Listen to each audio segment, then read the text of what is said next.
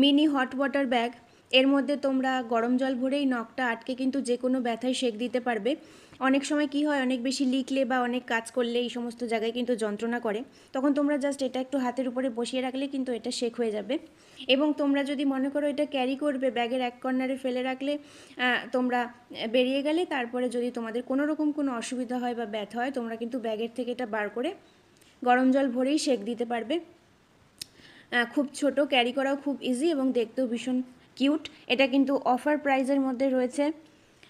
তোমাদের যেটা ভালো লাগবে আমাকে প্রাইস জিজ্ঞেস করবে এবং যার যেটা পছন্দ নিয়ে নেবে। 3টে কালার অপশন রয়েছে, একটা হচ্ছে তরমুজ, সবুজ এবং লাল।